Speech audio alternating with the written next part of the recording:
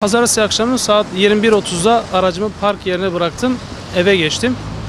Sabahleyin uyandığım zaman aracımı yerinde bulamadım. Hemen trafik şubeyi aradım, otoparkın çekildiği yer ve plakaya ait var mı yok mu diye. Akabinde bana herhangi bir şekilde otoparkta aracın bu plakayla alakalı çekilmediğini söylediler bana. Ben de akabinde aracın çalınabileceğini şüphelenerek karakola gittim, başvuruda bulundum. Herhangi bir kayıt cihazı, herhangi bir kamera yeri yoktu. Akabinde ifade verdikten sonra geldiğim yerde kamera kayıtlarını aldım. Tekrardan karakola bıraktım.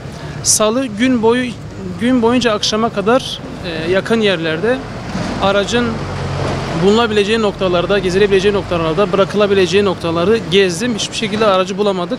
Akşam saat 10 gibi karakol tarafından arandık.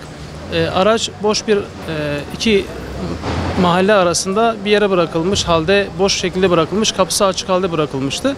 İçindeki takım çantalarım, şarj aletlerim hepsi çalındı. Aşağı yukarı aracımın içerisindeki malzemeler 8-10 bin lira civarında bir zararım oldu. Oldular bunun için. Allah razı olsun hepsinden. Aracımızı sağ salim bulabildik. Aracın dışıyla içiyle alakalı herhangi bir zarar olmadı. Şükürler olsun. Akşamleyin saat 10.30 gibi parmak izi alındı. Soruşturma devam ediyor. Kendilerine de şikayetçi oldum. Bu işin peşinde bırakmayacağım.